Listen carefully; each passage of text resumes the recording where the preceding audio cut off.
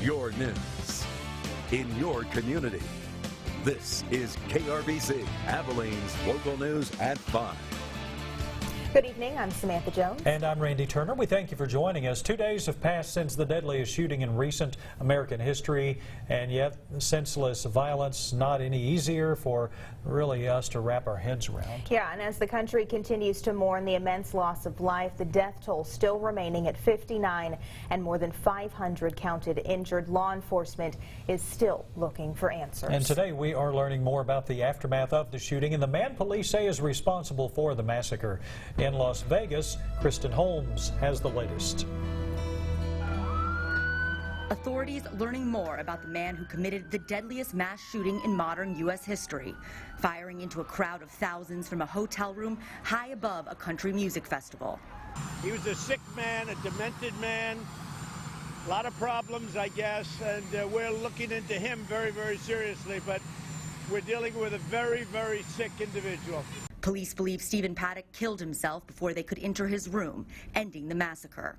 Police finding at least 19 firearms, explosives, several thousand rounds of ammunition in his home in Mesquite, Nevada.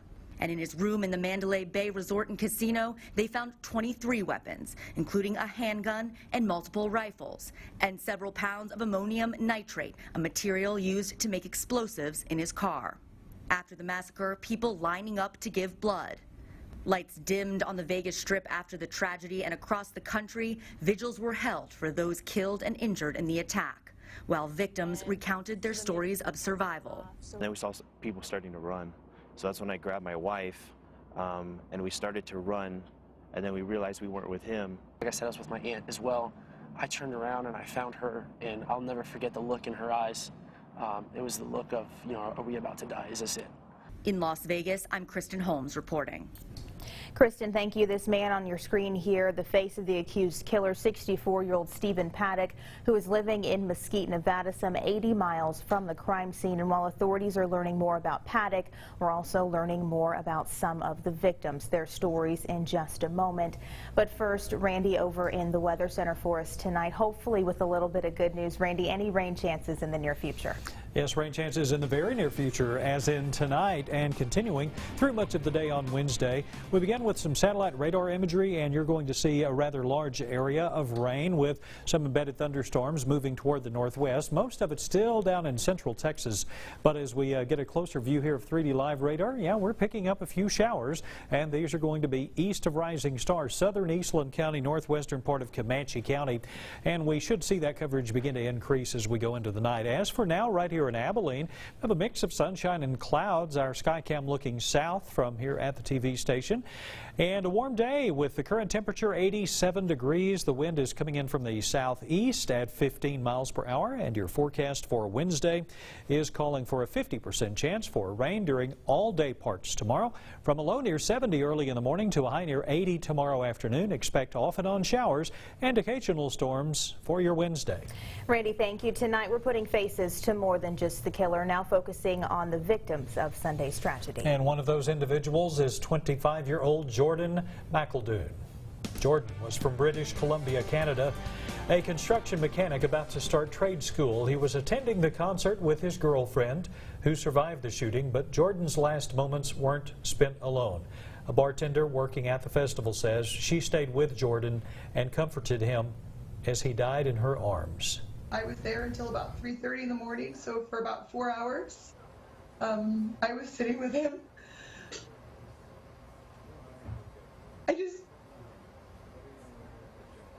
I didn't want him to be there alone. There was another guy that was by us. His wife had been shot and killed, the mother of his 3 kids, and he never left her side. And I didn't want Jordan to not have somebody with him.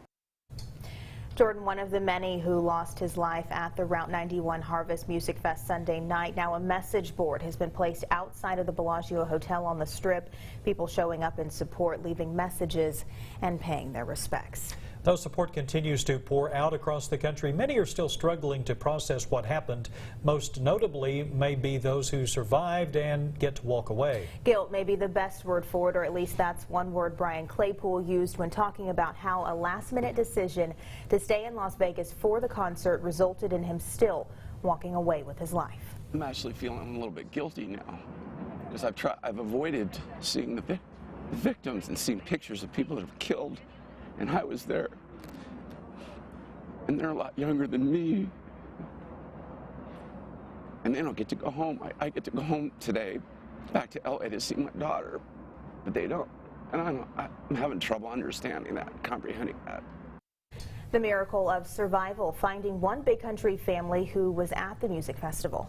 Our Dusty Baker had the opportunity to speak to the person who attended the concert, as well as a friend of his who used to call Abilene home. And we're joined now by Dusty here in the studio. Dusty, while speaking with these people, I can imagine there was just a lot of emotion. Yeah, thank you, Sam and Randy. Speaking with these people today, there was just a lot of raw emotion. Wes Tidwell used to call Abilene home, but was in Las Vegas with two of his friends for the music festival, and needless to say, he feels fortunate to make it back to Texas alive. The three friends stood near the front of the stage for the festival, but chose to leave early because Tidwell started feeling sick. And just 15 minutes after they left, gunshots were heard across the strip. In an effort to help people, Tidwell was briefly separated from his friends, but soon posted a Facebook Live showing that he was safe and the immense amount of devastation around him. Trying to figure out what was going on and get away from there as quick as possible. So I'm helping people up escalators. I'm helping people who've fallen. People were bloody running by me. I helped take some people to their elevator. I thought it was chaotic just seeing everything I saw. But I can't imagine people dying all around me, next to me, people trampled on. I was removed from that part of it. So every time I see a news clip, it hits me how much bigger it was than even I got to see. All three of them, they're not sleeping. They keep replaying it over and over. And I think that's where, as a friend, you're so sad because there's nothing I can do to help them. There was nothing I could do to help in Abilene when they're sitting in Vegas except pray, and that's what I did. Tidwell says he was fortunate that he needed to get some rest. If he and his friends had stayed at the concert, they may not have made it out alive. In studio, Dusty Baker, KRBC, Abilene's local news. All right, Dusty, thank you. Faces seem to be the focal point today. The face of a killer, the faces of victims, and now what the future face of music festivals may look like. One in particular, Texas's own Austin city limits. Police in Austin are reviewing security plans for the city's massive music festival, which kicks off this weekend. Roughly 450,000 people attend the two-weekend event each year. Police Chief Brian Manley says officials have been preparing for months, but now they're concerned about the possibility of a Las Vegas shooting copycat. We can't come in on the day after an event like we just saw happen in Las Vegas and not reconsider our plans and make sure that we are comfortable that we have addressed every threat possible. They need to be taking as much assistance as they can get to make sure that the events are going to be secure. Austin police have surveyed high buildings that have visibility to the festival grounds, but we're also learning that the festival is offering refunds to those who have already purchased their passes. And many people now asking what they can do to help, and donations is the main answer. Yeah, House Majority Whip Steve Scalise, who just returned to Congress after being the victim of a shooting that happened at a charity baseball game practice in July of this year, is asking anyone who is able to donate blood, all to help the Vegas victims. We also need to remember that there is a tremendous loss of blood, and go to your local blood bank and just donate blood. That alone can be a very positive sign, especially when you look at how much blood was lost, and probably will need to continue to be used at the local hospitals as people continue to be treated. NBC's comprehensive coverage of the Las Vegas massacre will continue after Abilene's local news. Lester Holt is still on the ground at the scene trying to understand the story from all angles. Here's what you can expect tonight on NBC Nightly News. There's been so much focus on the lives lost. We're learning more about the lives saved by the work of the first responders. The driver of this ambulance from a company in Henderson, Nevada, was on his way to the scene even before the 911 system was activated. That's because his daughter, his 22-year-old daughter, was at the concert. He gets a call. She says, "Daddy, they're shooting at me." He rushes in the ambulance and is on his way there. 80 ambulances responded that night. But we're also hearing about the first responders who don't wear uniforms, people who were at the concert who said, how can I help? Help me, how do I tie a tourniquet? How do I stop the bleeding here? How do we get this person out of the line of fire? These are the compelling stories that, as we said, we're beginning to focus now on how many lives might have been saved by heroic action, again, of the official first responders and people who were just doing the right thing, what they could to save lives. You're going to hear more of those stories tonight when we see you from Las Vegas on NBC Nightly News. For now, we'll send it back to you. Lester, thank you. Coming up on First at 5, she says she didn't know she was pregnant. New claims in the Amber Craker capital murder trial. Day 2 is underway. We'll have all the new details in just a few minutes. Our midweek rain chance is running right on time. Plus, it looks like you'll need your coat early next week. The forecast is next on Abilene's Local News. This is KRBC, Abilene's Local News at 5 with Samantha Jones and Chief Meteorologist Randy Turner.